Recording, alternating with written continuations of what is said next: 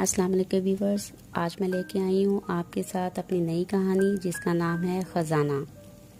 نیرا ایک غریب کسان تھا، تھوڑی سی زمین تھی، کچھ جانور تھے، رہنے کے لیے ایک کچا مکان بھی تھا۔ گاؤں کے تمام لوگ اس کی محنت، ایمانداری اور خوش مزاجی کی تعریف کرتے اور آج تک کسی کے منہ سے اس کے خلاف کوئی شکایت سننے میں نہ آئی۔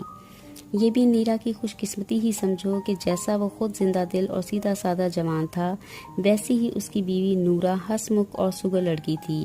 وہ نیرا کے ساتھ ہنسی خوشی رہتی اور اپنے غریب شوہر سے کبھی کسی چیز کی شکایت نہیں کرتی۔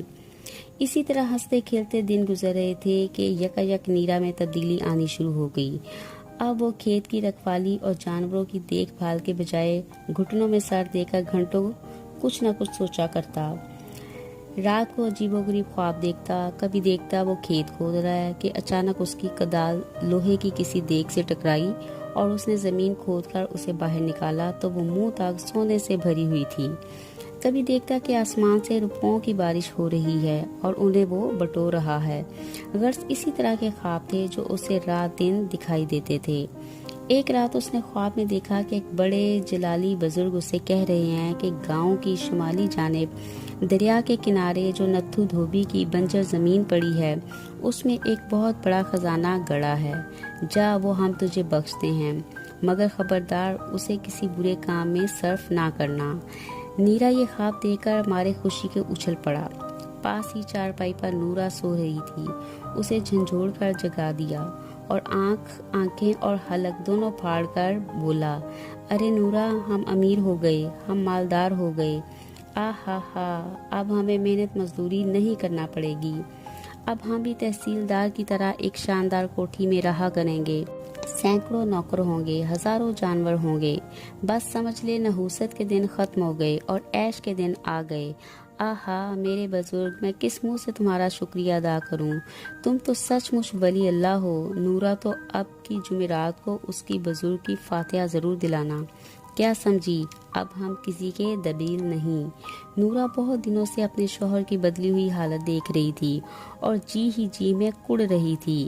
ہڑبڑا کر اٹھ بیٹھی اور جھنجھلا کر بولی، خاک پڑے اس دولت پہ، 1 مہینے سے سن رہی ہوں مگر ابھی تک تو ایک پھوٹی کوڑی بھی ہاتھ نہیں آئی۔ میں کہتی ہوں تمہیں ہو کیا گیا ہے، نہ کام کے نہ دھام کے، دن رات پڑے پڑے جھوٹے سچے خواب دیکھا کرتے ہو۔ نورا ہم امیر ہو گئے ہیں، نورا ہم امیر ہو گئے ہیں، نورا ہم یہ ہو گئے ہیں، نورا ہم وہ ہو گئے ہیں۔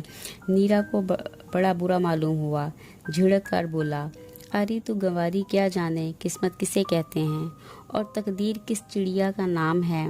تو نے بچپن میں کہانیوں میں کبھی نہیں سنا کہ کسی پری نے غریب آدمی کو پل بھر میں امیر بنا دیا، یا کوئی بھک منگا سڑک پر ہاتھ پھیلائے کھڑا تھا، نیچے نظر جھکا کر جو دیکھا تو ہزار روپے کے 100 نوٹ پڑے تھے۔ خدا دیتا ہے تو چپر پھاڑ کر دیتا ہے، کیا خبر کسی دن ہم بھی ایسے ہی بیٹھے بٹھائے امیر ہو جائیں، مگر تجھے کون سمجھائے جاہل۔ ہاں میں تو جاہل ہوں، نورا چادر تان کر بولی، مگر اتنا ضرور جانتی ہوں کہ ایسی باتیں صرف کہانیوں ہی میں ہوتی ہیں، آج تک ہم نے تو سنا نہیں کہ کسی کو کہیں سے خزانہ مل گیا ہو۔ میں کہتی ہوں اب سوتے میں بھی یا ننھے کو اٹھا کر ہی دم لوگے۔ کیا کہا، خزانہ؟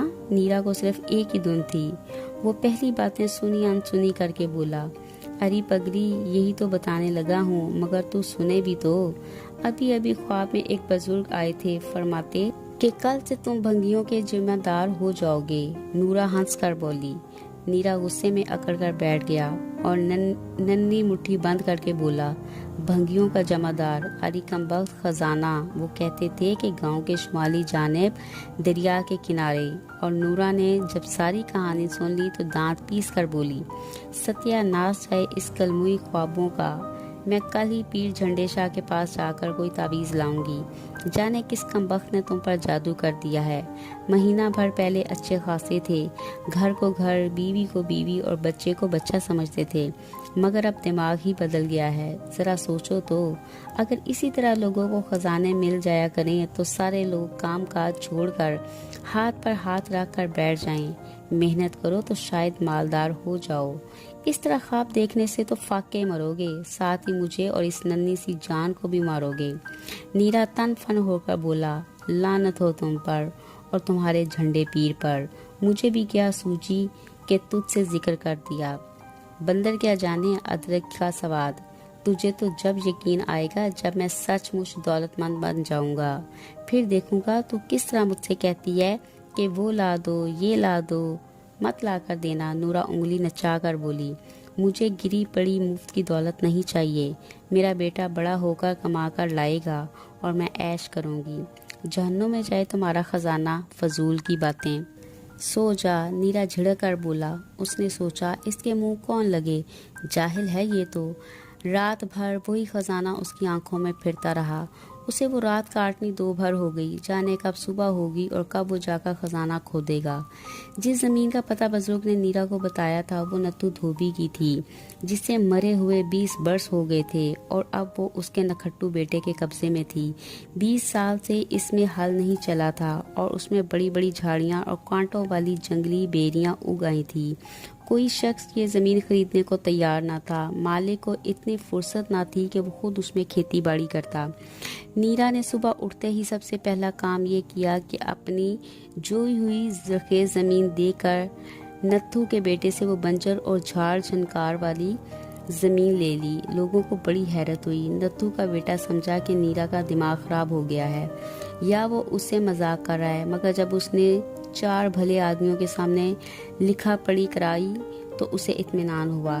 نورا نے خاموشی سے اپنے شوہر کی کارستانی دیکھی اور خون کے گھونٹ پی کر رہ گئی۔ کیسے سمجھاتی اور کون سنتا؟ نیرا کو تو بزرگ کی بات کا اتنا یقین تھا کہ نورا سر بھی پٹک کر مر جاتی تو وہ ایک نہ سنتا، کہنے سننے سے فائدہ۔ اسی دن جس دن نیرا نے اس بنجر زمین پر قبضہ کیا، وہ چپ چاپ بھاوڑا کاندھے پر رکھ کر گھر سے نکل گیا۔ اس کہانی کا نیکسٹ پارٹ دیکھنے کے لیے ہمارے چینل کو سبسکرائب کریں اور بیل آئیکن کو بھی پریس کریں تاکہ آپ کو ویڈیو کا نوٹیفیکیشن مل سکے۔